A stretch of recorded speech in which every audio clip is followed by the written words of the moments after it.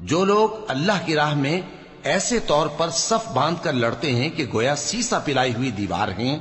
وہ بے شک اللہ کے محبوب ہیں۔ اور وہ وقت یاد کرنے کے لائق ہے جب موسیٰ نے اپنی قوم سے کہا تھا کہ بھائیو، تم مجھے کیوں ایذا دیتے ہو، حالانکہ تم جانتے ہو کہ میں تمہارے پاس اللہ کا بھیجا ہوا آیا ہوں۔